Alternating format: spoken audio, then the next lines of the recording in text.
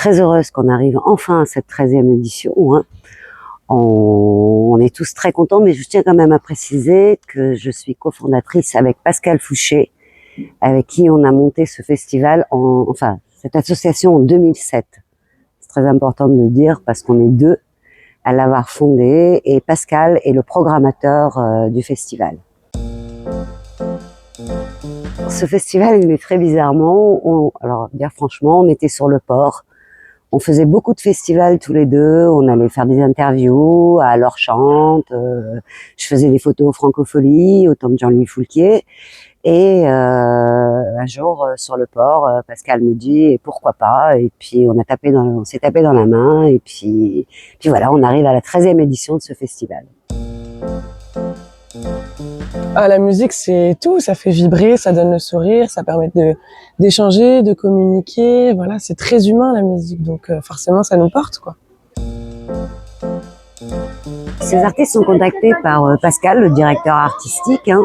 Depuis 2007, il commence à connaître beaucoup de boîtes de production. Donc c'est lui qui gère toute cette partie-là, qui négocie avec eux. Et après, le reste du travail, tout ce qui est hôtel, tout ce qui est catering, tout ce dont les artistes ont besoin, c'est nous derrière qui organisons tout ça.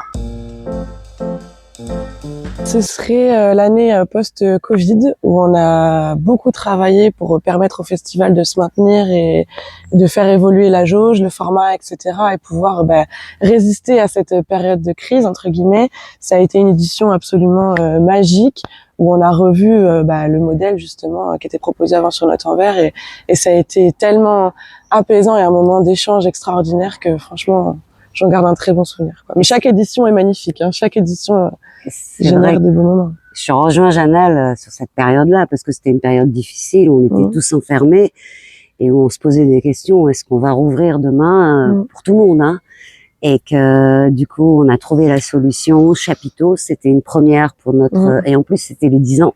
Oui. C'était une première pour nous, Chapiteau, et les artistes étaient les mêmes et on a ouvert une journée supplémentaire avec l'accord de la mairie le jeudi pour nos partenaires, que je tiens à remercier d'être toujours présents et d'essayer de soutenir ce projet. Quand on a décidé de monter ce projet, c'était clair que c'était dans le parc des Coureilles et ça a été validé tout de suite par la municipalité.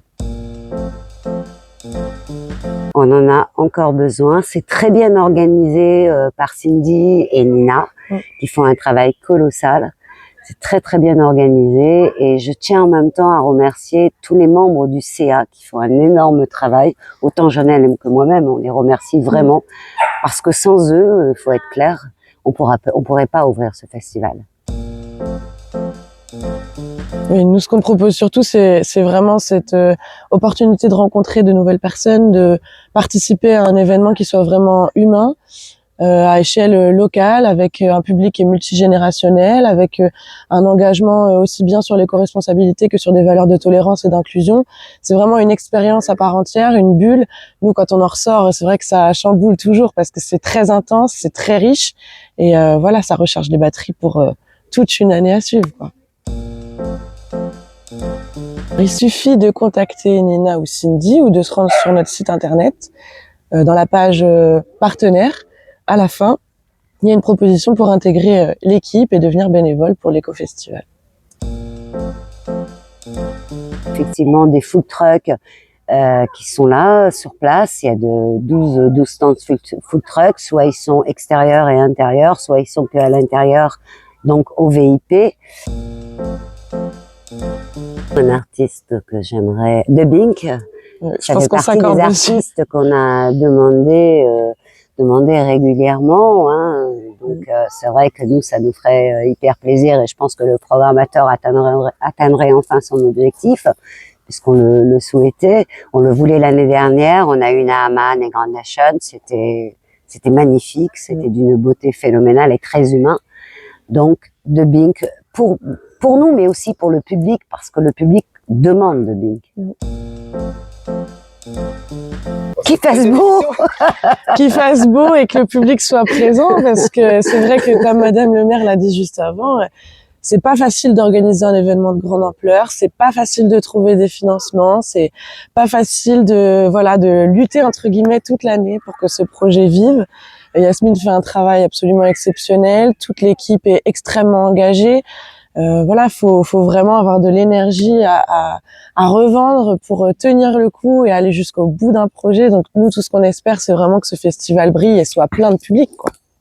Je peux me permettre, moi je voudrais rajouter quand même quelque chose qui pour moi est très très important. Janelle parlait du travail. J'ai le plaisir depuis 2 ans de travailler avec Janelle. C'était un travail réellement d'équipe ensemble. Et rien que d'en parler, j'en ai la chair de poule parce que c'était des moments formidables et qui vont perdurer. Et franchement, travailler avec quelqu'un comme ça, avec la différence d'âge et tout, et se comprendre à tout niveau, c'est quelque chose de formidable. Et vraiment, Janelle, merci. Merci pour tout ce que tu as donné sur ce festival. On a la chance d'avoir Séverine qui fait un énorme travail au niveau trésorerie, qui cette année va mettre en place des nouveaux logiciels, on va dire, pour tous les membres du CA.